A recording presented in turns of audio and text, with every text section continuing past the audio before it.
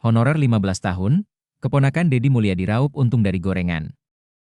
Meski kini jadi orang nomor satu di Jawa Barat, Deddy Mulyadi ternyata mempunyai keponakan yang tak seberuntung nasibnya. Baru-baru ini, Gubernur Jawa Barat itu menceritakan kisah hidup keponakannya yang hanya menerima gaji 2 juta rupiah per bulan. Diceritakan keponakan Deddy Mulyadi itu berprofesi sebagai pegawai honorer di Pemda Purwakarta. Ia mengabdi sebagai pegawai honorer selama 15 tahun. Deddy Mulyadi menyebut potret kisah hidup keponakannya itu sebagai gambaran kondisi para honorer di Jawa Barat, yang menurutnya memprihatinkan. Dengan gaji honorer 2 juta rupiah tersebut, keponakan Deddy Mulyadi mencari cara untuk mencukupi kebutuhan sehari-hari. Hingga akhirnya sang keponakannya pun terpaksa nyambi jualan gorengan bala-bala. Namun, tak terduga justru penghasilannya jadi penjual gorengan tersebut justru lebih besar dari gaji honorernya. Ia menyebut penghasilannya dari jualan gorengan dalam seminggu bisa mengumpulkan uang 3 rupiah juta. Setiap minggu dia jualan bala-bala, sekali jual bisa dapat 3 rupiah juta. Jadi, dalam seminggu saja, pendapatan dari jualan makanan kecil itu bisa lebih besar daripada gaji bulanannya di Pemda, ujar Deddy Mulyadi dikutip Tribun Jakarta.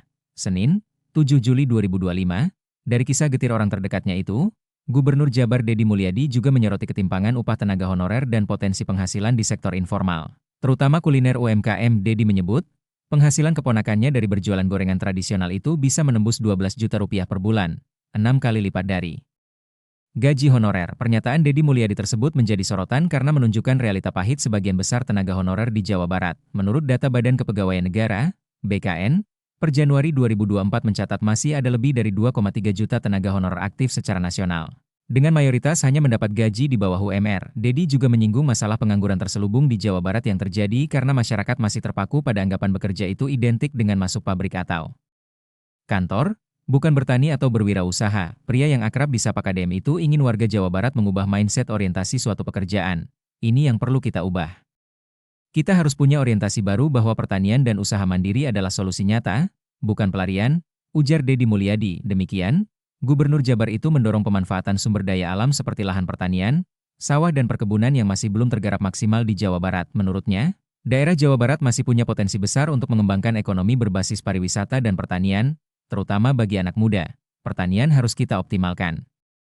Sekarang sudah mulai kelihatan hasilnya, tapi masih banyak yang harus dikejar, ujarnya. Ia juga berharap langkah ini bisa jadi solusi untuk mengatasi tingginya angka pengangguran dan kemiskinan struktural, sekaligus memperkuat kemandirian ekonomi masyarakat desa. Guru honorer dapat bantuan subsidi upah, BSU. Selain buruh dengan gaji di bawah 3,5 juta rupiah, para guru honorer juga bisa menerima bantuan subsidi upah, BSU.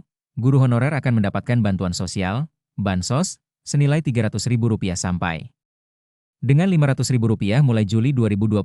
Guru honorer adalah guru yang belum berstatus sebagai aparatur sipil negara, ASN, baik pegawai negeri sipil, PNS, atau pegawai pemerintah dengan perjanjian kerja, PPPK. Direktur Jenderal Guru, Tenaga Kependidikan, dan Pendidikan Guru Nunuk Suryani mengatakan, bansos guru honorer ini akan cair bulan Juli 2025.